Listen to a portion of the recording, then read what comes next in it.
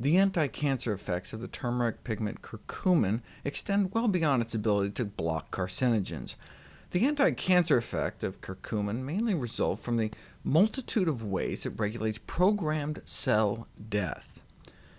It's estimated that the human body consists of 10 or so trillion cells. That's a million. Almost all these cells get turned over within approximately 100 days. We're like a new person every 3 months. We reinvent ourselves physically. And since we're just made up of 3 things— air, water, and food— those are the only inputs. We are what we eat, literally, physically. In a sense, our body has to rebuild itself every 3 months with the building materials we deliver to it through our stomach. Right? Our mouths are like the access road to the continual construction site to our body. Trucks roll in 3 times a day. What do we want them to deliver? Some shoddy, cheap stuff we scrounged around for, or bought at the discount outlets that's just going to fall apart? Or do we want to build our foundation solid? Right? We are each walking around inside the greatest known architectural structures in the universe. Let's not ruin such grand blueprints by consuming junk. Anyway, we only own the biological real estate we're born with, so if we need to rebuild every 3 months, we also need a wrecking crew. Right? If we're replacing 10 trillion every 100 days, that means we have to kill off like 100 billion cells every day, normally, out with the old, in with the new. We do that primarily through a process called apoptosis, pre-programmed cell death, from the Greek tosis meaning falling, and apo meaning away from. So it's our cells falling away from our body. For example, we all used to have webbed fingers and toes, literally each one of us in the womb until about 4 months. Then apoptosis kicks in, and the cells in the webbing in between kill themselves off to separate our fingers. Some cells in our body overstay their welcome, though, like cancer cells. They don't die when they're supposed to, by somehow turning off their suicide genes. What can we do about it? Well, one of the ways curry kills cancer cells is by reprogramming the self-destruct mechanism back into cancer cells. Let me just run through one of these pathways, just so you can see the complexity. FAST is a so-called death receptor, which activates the FAST-associated death domain, along with death receptor 5 and death receptor 4.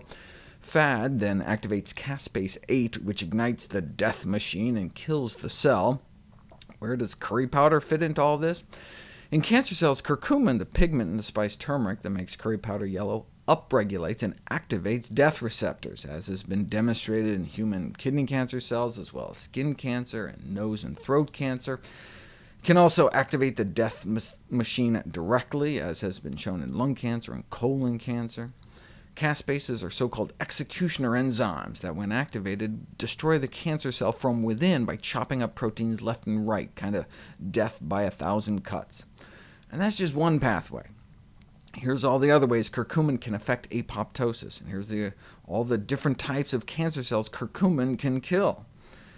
But it tends to leave normal cells alone, for reasons that are not fully understood.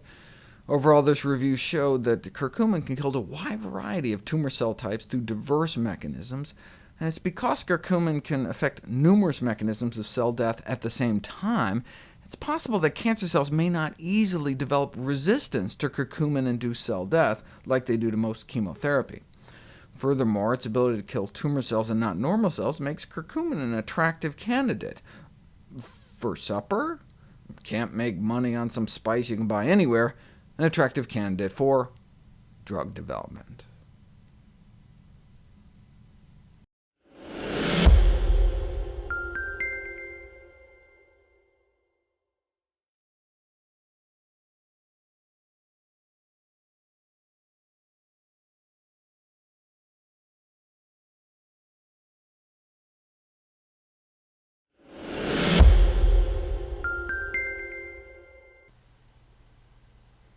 Historians from around the world have produced evidence to show that apparently all primitive peoples used herbs, often in a sophisticated way. Quinine from cinchona bark was used to treat the symptoms of malaria long before the disease was identified, and the raw ingredients of a common aspirin tablet have been a popular painkiller for far longer than we have had access to tablet-making machinery. Indeed, today, Many pharmacological classes of drugs include a natural product prototype, which we originally discovered through the study of traditional cures and folk knowledge of indigenous people. There's a plant in South Asia called adatoda. Adu means goat, and toda means not touch, because it's so bitter even the goats won't eat it. But it has compounds that help open one's airways, and as such, adatoda tea has been used traditionally to treat asthma, where the leaves are steeped with black peppercorns. That sounds kind of gross to me. I mean, why would they do that? Because they're smart. Back in 1928, scientists discovered what the people evidently already knew, which was that adding pepper increased the anti-asthmatic properties of the leaves. Black pepper alone didn't work, it was the combination, and now we know why. Just like approximately 5% of the spice turmeric is this active compound called curcumin, about 5% of black pepper by weight is this compound called piperine. Curcumin is responsible for the yellow color of turmeric, and piperine for the pungent flavor of pepper. And it's a potent inhibitor of drug metabolism. One of the ways our liver gets rid of foreign substances is by making them water-soluble so they can be more easily excreted. But this black pepper molecule inhibits that process, and it doesn't take much. If you give people a bunch of turmeric curcumin, within an hour you can see a little bump in the level in their bloodstream. The reason we don't see more is that our liver is actively trying to get rid of it. But what if you suppress that process by taking just a quarter teaspoon's worth of black pepper? Then you see curcumin levels like this in the bloodstream. Same amount of curcumin consumed, but the bioavailability shoots up 2,000%. Even just a little pinch of pepper, 1/20th of a teaspoon, can significantly boost levels. And guess what a common ingredient in curry powder is besides turmeric? Black pepper. Another way to boost the absorption of curcumin is to consume it as the whole food, turmeric root, fresh or dried and powdered as turmeric, because natural oils found in turmeric root and turmeric powder can enhance the bioavailability of curcumin 7 to 8-fold. When eaten with fat, curcumin can be directly absorbed into the bloodstream through the lymphatic system, thereby in part kind of bypassing the liver. And how is it prepared in India? With fat and black pepper. Right? Amazing how they could figure that out without double-blind trials, though maybe it just tasted good and was a coincidence.